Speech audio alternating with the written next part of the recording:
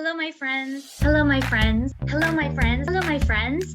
This is Stephanie O'Connell. This is Stephanie. This is Stephanie O'Connell. This is Stephanie O'Connell. And this is Stephanie O'Connell, founder of Positive Change Acceleration.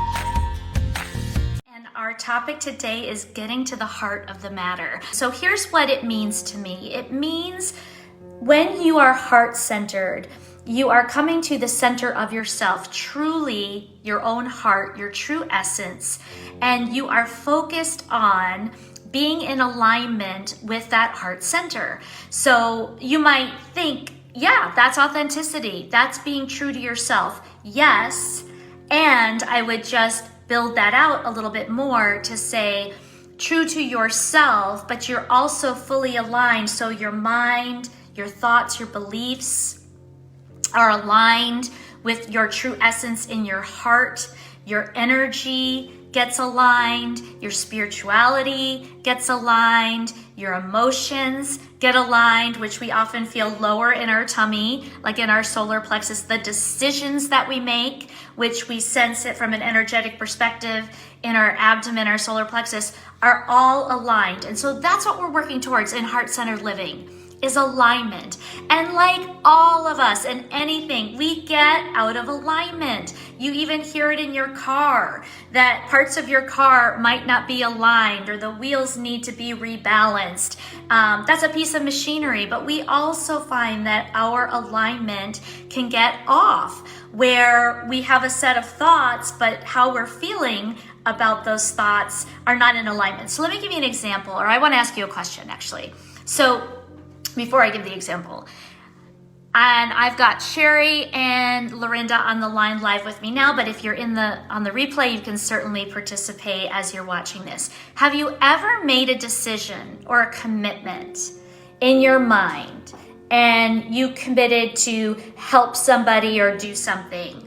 And you made the commitment in your mind, it was very logical, you thought it was, absolutely what you needed to do at that time, but you had this heavy feeling in your heart, like you really didn't want to do it, almost like some compliance, or you're doing it because you think you should do it because that would be a good insert daughter, sister, aunt, mom, friend, all those things that you might insert, coworker, but your heart wasn't in it.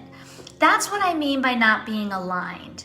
That's where your thoughts and beliefs are doing one thing, your heart's not into it, it feels heavy, which then brings out maybe some heavier, lower level emotions that are not serving you.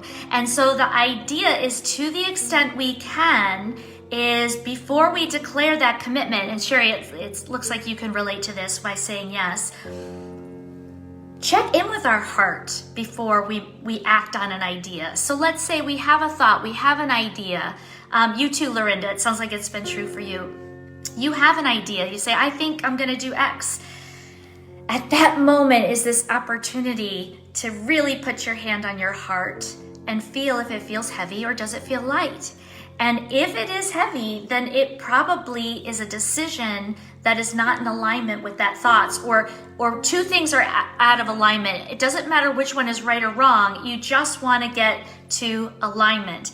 And I have a funny example about this that I'll share, and then we'll get to the heart of the matter. But this is important backdrop for the heart of the matter. So back in the day when I was engaged to get married in my 20s, we were going to get married in the Catholic Church, and where I grew up in New Jersey, that meant that you went to something called pre-Cana, which was something the church offered for engaged couples to talk more about, life past the wedding, basically marriage, and ensuring that you knew more about each other and were aligned. And it was a Saturday, half a day, I think. And I was skeptical, I have to say. This was one of those check the box activities, gotta go. And it was run by a married couple. And I thought some of the things they brought up were absolutely excellent. And what they did to show alignment or out of alignment is they had us sit in groups of 8. So 4 couples almost kind of making a square facing into one another. So there'd be a couple here, a couple here, a couple here, a couple here. And they would ask a question. And if you agreed with they would make a statement. And then if you said, yes, I agree with that statement, you stood up. And if you disagreed with the statement, you stayed sitting down. And so they were questions like, women can have their own checking account. Now, keep in mind, folks, this is, over 30 years ago. And so that wasn't necessarily a common thing back in the day. But the key is, so let's say I agree and I stand up because I believe that, women should have their own checking account. And my fiance also stood up, which is good because we're aligned. The couple across from us both stayed sitting down. That's also fine because they're aligned. The challenge was when one person stood up and one person stayed sitting, and the whole approach was, you need to talk. There's no right answer here, but you're not aligned, and you need to be aligned. And so it was good. It was questions about household things, having children, not having children, how you're going to manage extended family. What about sacraments? I mean, they wanted to ask all those types of things as well, some church doctrine. But I thought that was a really clever way to point out before the wedding that you might not be aligned with this person that you're about to marry, and you need to have some conversations so that you can be as aligned as possible. And if you cannot be aligned, how are you going to handle it?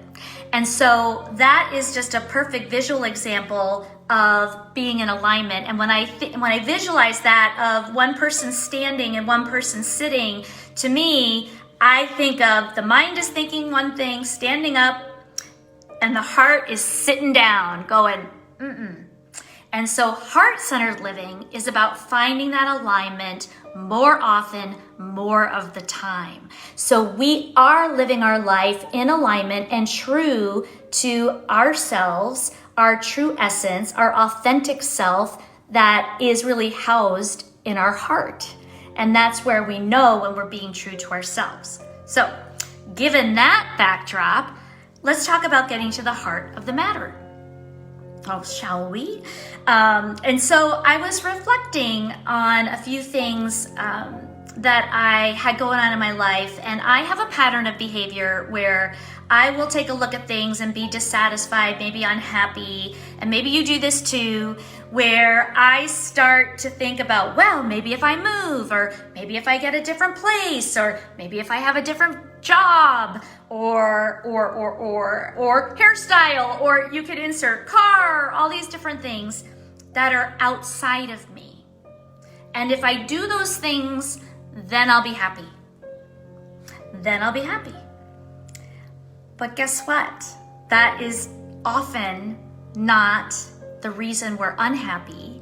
So doing those things aren't bad things. New house, new job, maybe new car, maybe new hairstyle, but they're not necessarily going to address why you're unhappy. And so for those that have ever done any kind of, changing your last name when you married was a big thing. Yes, Lorinda. And if you chose not to change your name, it really stood out. And often partners didn't always support that. And some did. But yes, there were these questions asked. Absolutely right. What was a big thing back in the day? It's interesting to think about. Maybe it's still a big thing for some people. I don't know. I don't have anybody in my circle in that sphere of life right now getting married, although I am starting to have friends whose children are now in that process. And so it's interesting to hear from them kind of the things that they need to align on. So let's talk about getting to the heart of the matter. So I caught myself, luckily. I was going down this path where I'm like, well, maybe I should, sell my house and, get a smaller footprint and an easier garden and, all these shakeups and change and move on, because I actually like to change. But that wasn't going to solve what was really maybe making me discontent or unhappy inside. And so the technique I'm going to give you to get to the heart of the matter is to ask yourself why 5 times. And for those that have ever done continuous improvement work or quality circles, if you've been exposed to any of that, it's getting to the root cause or getting to what is the underlying factor underneath this issue. The presenting issue is, I'm dissatisfied paying all these property taxes. I want a new house or different house. And okay, well, why are you dissatisfied with the property taxes? And I said, well, it's very, very high and it's outside of my budget now. And I'm finding it challenging, to make, all the things balance in my life. And it's like, okay, well, why are you having trouble balancing things in your life? Well, because I left, or the job left me, so to speak. My job was eliminated and I don't have that steady employment anymore. And so there are new stressors or strains that I'm not used to. Well, why is that? And I said, well, because I made a choice to start my own business, and starting my own business has startup costs and investments. And so why is that a problem? Well, because I really needed it faster than, I need this to happen faster than it's happening. So what can you do now to affect the speed? And so really it had nothing to do with a different house at all. That my unhappiness was the speed in which things were happening for me. And yes, it was presenting some challenges in the external world about making commitments and doing things and meeting obligations.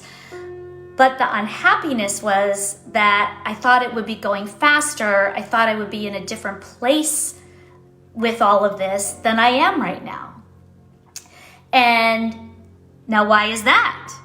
And I said, well, as I'm really talking to myself, by the way. I literally do these whys to myself. I'm talking to myself and say, well, have you done all that you think you could do to move things faster along? And I started to say, yeah, of course and then I started to go, well, no, I've kind of been procrastinating.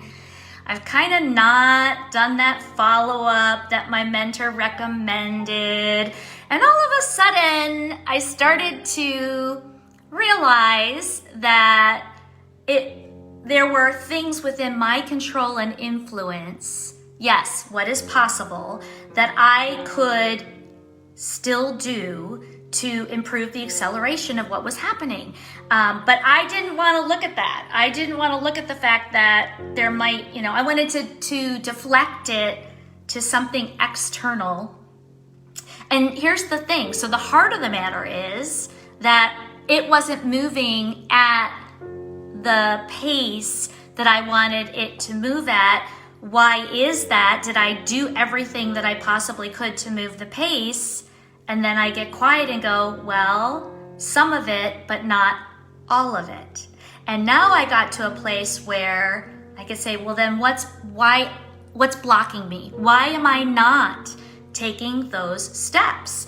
And this is where I go to 3 things: skill, will, and hill. So skill, do I have the skills to do those things? Am I not doing them because I'm not skilled at it? Part of it, but not really. I could do it, I'm just uncomfortable doing it.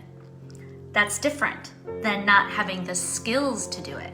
So I started thinking, okay, so do I have the skills? Yes. Would I be polished at it? Not really, because I'm doing it for the first time, but I could do it. Hill, is there a big obstacle? I'm going to come back to that in a moment. And the will, am I willing to put in the effort to do it? And I wasn't, because of the hill. And the hill that I perceived was that I wouldn't be good at it. And so I wasn't even trying it. And so here I am with this big aha moment to say, I was blocking my own self. I knew what to do. I probably could do it just fine, but I didn't think I would be good at it, so I was avoiding it and procrastinating, and now I'm frustrated that things aren't where I wanted them to be. That's getting to the heart of the matter. That's going deep inside to say what's really going on here. And when I got to that point, I said, well, now I have to make some choices. Do I want to stick with this? Am I still excited about this? And the answers were yes, yes, yes. And say, well, what do I need to do then to move past this obstacle, this hill of worrying that I won't be good at it, or that I might fail, or all those things we fear, right? When we try something new or we build a new skill is, well, what if I fail? What if I'm not good at it? Well, guess what? I'm failing by not doing it too. So I've tried the procrastinate, don't do it, fail. Okay, I know what that feels like. I know what that looks like. Now it's time to try the other. And what are the chances? If I start doing it, I may not fail. I actually may make progress. And what I needed was just a little momentum. I know this about myself. I had to get out of my inertia and get out of my own way. But until I got to the heart of the matter, it was all deflection of external stuff. And really the heart of the matter was, in my unhappiness, was something ultimately that I knew I could do and hadn't done it. And that was interesting. That was really an interesting aha. And so I actually really am glad I did this whole exercise, because once I got there, it actually felt freeing, because I thought to myself, well, I can change this. I can do something about this. I can get over this obstacle. I can give it a try. I can get help. I suddenly got out of this passive procrastinating inertia and started seeing what was possible, what Sherry just wrote, that it is possible for me to take this step. So now let me see what you guys are commenting. Oh yeah, so asking the whys is really good. You have to be willing to keep going though, so you truly get to the heart of the matter. Yeah, it's a good point, Sherry. Sometimes we want to begin at, we want to go back and start it all right, clean slate from the beginning, kind of clean do-over. But sometimes we are kind of where we are in the messy middle, and we just have to pick up and keep going from there. It's almost as though I think of it as there's a game being played and you've been asked to come in halfway through the game and, change something, build some momentum, make it happen. And you haven't been in the game since the very beginning, but you're here now. And that is potentially the most perfect energy needed at this time to address what's at the heart of the matter. And so I encourage you, when you see yourself, feeling maybe a lower level emotion, I'll leave it at that. And just remember, in the emotional cone of megahertz, that yes, the messy middle is extremely overwhelming, and it can be really, really hard to figure out what is the next inspired step that I can take. And here's where I just have to say, what's one step? Not 10, not the whole plan, but when I'm in the messy middle. So let me give you an example. So I was hesitating calling some people that I believe would be a good connection for me to make, and I was putting it off for whatever reason. Just whatever. I was procrastinating. You guys got that already in the story. And so what I said was, I'm gonna call one today. I didn't say I'm gonna call all 10. I didn't say that I was gonna be on the phone for hours. I just said, okay, how am I going to make some progress? How am I going to get some movement? And so one call was all I made, or one email, or whatever that is. Take one step towards it, because that then will allow you, it's like inertia. We get stuck. And it's like once something, what was it in science? Once an object in motion is always going to stay in motion. You need to get a little motion happening, even in the messy middle, so that you can start to take a step. And I just say the next inspired step, because I don't know if it's always the right step, Sherry, to be honest. I mean, it's just, what's the next step? And I'm inspired because I know I can do it right now. And I'm thinking of it, and so I'm going to do it. It's what's right in front of me. Phone is here. I have the contact information. And just make the call.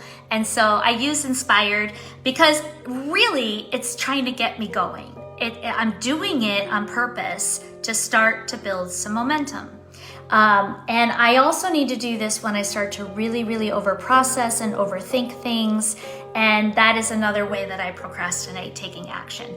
So I wanted to share my ahas this week about getting to the heart of the matter, and how I really noticed that I was deflecting and kind of getting caught up in, well, if these things would happen outside of me, that would bring me happiness. And, oh, hi, Teresa. Yep, so let's see what you have to say. Crossing something off the list feels, yes, it does. Yes, it does. It's something off the list. Even if it's the easiest, the one within reach, you took a step. And I find that very empowering, that I actually took a step, did something, made some progress, and now I can regroup and say, and what tends to happen with me is I'll say, wow, that call was actually pretty enjoyable. Maybe I'll do one more, or switch to something else on my list. But usually it's enough of a movement that I will get going, and I will, start to move towards whatever I'm looking to do. And so coming full circle, the whole idea of getting to the heart of the matter is when you are seeking something, whether it's your vision, your purpose, your values, and you are grappling with not being where you want to be, whether it's happy, satisfied, content, joyful, excited, motivated, etc. It's very easy to point to the external world and environment and say, oh, but if I just had this, then I would be motivated. Or if I just had this, I would be joyful. And I encourage you in that moment, to just pause and say, that may or may not be true, but ask those 5 whys to say, is that truly the source of your unhappiness, truly the source of why you're not excited about something? And I will tell you, at least in my own experience, it's always something inside. It is not an external thing. Do I enjoy things in life? Absolutely. Is it nice to have nicer things? Sure. But that's not typically why I have some unhappiness or sadness or discontent inside. It usually is something deeper, and I just encourage you to dig deeper. Why? Because I'm all about energy. So I'm going to circle all the way back to energy, which is where I started in the beginning of this, is I want us to optimize our energy. And putting energy into solutions outside of us when the answer is inside is a waste of energy. So I want you to get right to the heart of the matter as soon as you can, because then you're putting your energy towards a solution that will really be sustainable. Meaning, if I go inside and seek, what do I need for that fulfillment, that happiness, that joy, I can then identify that it's within my influence to change, and then I've just sustained a way of living versus being dependent on the weather or something outside of me. It's extremely empowering. And so I encourage you to give it a try this week. I hope that you do have a great rest of the week. And if you are finding yourself kind of a bit stuck and needing some help with momentum, just ask those 5 whys for sure. And start to see what is going on inside to make you happier. Bye for now.